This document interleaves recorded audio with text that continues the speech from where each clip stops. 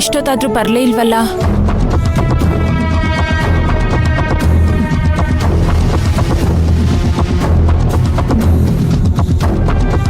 ಅಲ್ಲಿ ಸಿಚುವೇಶನ್ ಹೇಗಿದೆ, ಮೈನ್ ಅವ್ರ ಕಂಡೀಷನ್ ಹೇಗಿದೆ ಅಂತ ಫಸ್ಟ್ ಕಾಲ್ ಮಾಡಿ ತಿಳ್ಕೋಬೇಕು.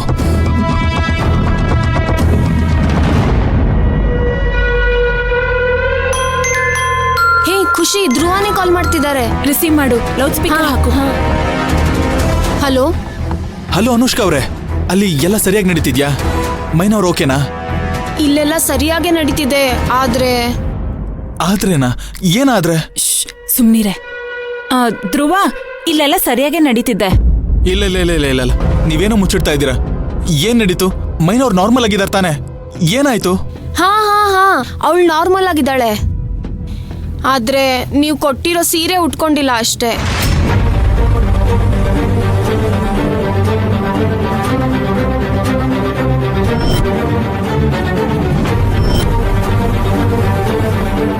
ಹೌದಾ?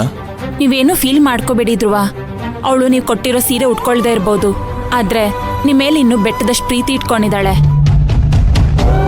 ಅದ್ ಹೇಗೆ ಹೇಳ್ತೀರಾ?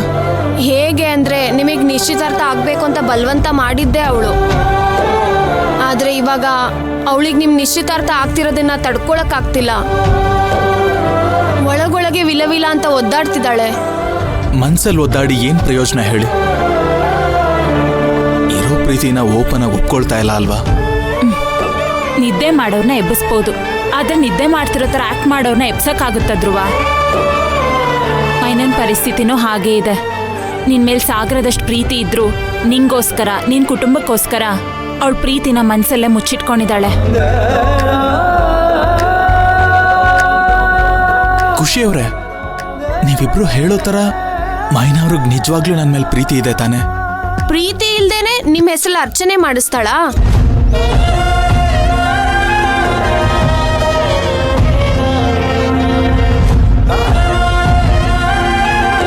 ಏನಂದ್ರಿ?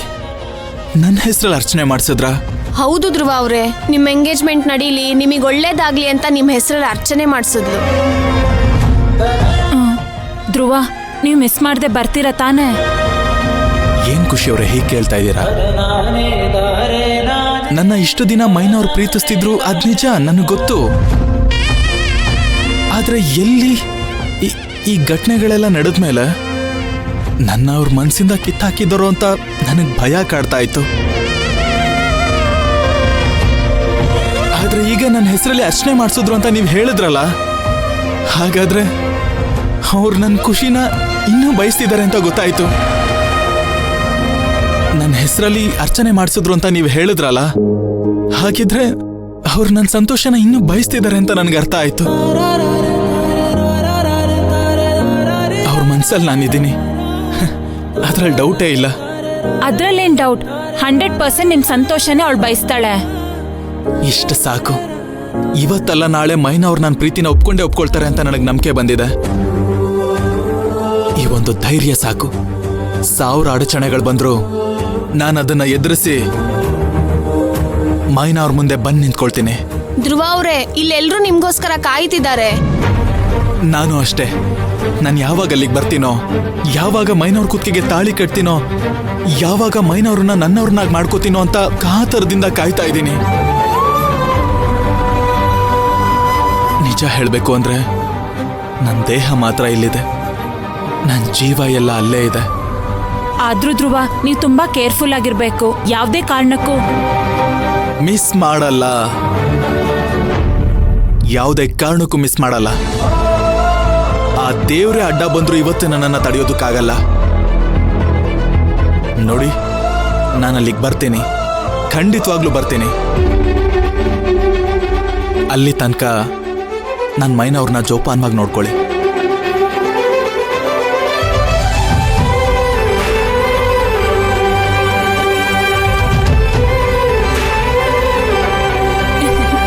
ರೋಮಿಯೋ ಜೂಲಿಯಟ್, ಲೈಲಾ ಮಜ್ನು ಕತೆನೆಲ್ಲ ಓದಿದ್ದೆ ಅಷ್ಟೇ, ಆದ್ರೆ ಡೈರೆಕ್ಟ್ ಆಗಿ ನೋಡ್ತಿರೋದು ಈಗ್ಲೇ.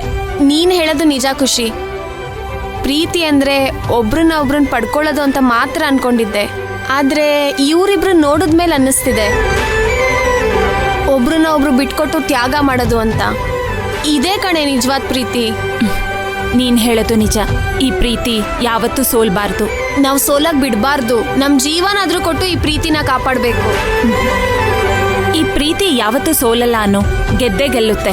ಬಾ ನಡಿ. ಧ್ರುವ, ಧ್ರುವ ಬಾರು ಬೇಗ. ತುಳಸಿ ನಿಂತ್ಕೋ ನಿಂತ್ಕೋ. ಸ್ವಾಮಿಗಳೇ ಇವಾಗ ಶುರು ಮಾಡಿ. ಈಗ ಶುರು ಮಾಡೋಣವಾ? ಶುರು ಮಾಡಿ ಬೇಗ ಬೇಗ ಶುರು ಮಾಡಿ. ಅವಾಗಿಂದನೂ ರೆಡಿ ಆಗಿದೀವಿ ಅಂತ ಹೇಳ್ತಾನೆ ಇದ್ದೀರಾ. ಆದ್ರೆ ಮುಖ್ಯವಾದ ವಸ್ತು ನಿಮ್ಮ ಹತ್ರ ಇದೆಯಲ್ಲ, ಅದು ಅದೇ ಏನ್ ಸ್ವಾಮಿಗಳೇ? ಅದು ಪೂಜೆ ಸಾಮಾನೆಲ್ಲ ಇಲ್ಲೇ ಇದೆಯಲ್ಲ ಸ್ವಾಮಿಗಳೇ. ಅದೇಮ್ಮ, ಅದೇ ಅದೇ ನೀವ್ ಹೇಳಿದ್ರಲ್ಲ, ಆಗ್ಲೇ ಹೇಳಿದ್ರಲ್ಲ, ತಾ ತಾ ತಾ. ಏನು ಮರ್ತಿಲ್ವಲ್ಲ ನಾನು. ಅದೇ ತಾ ತಾ ತಾ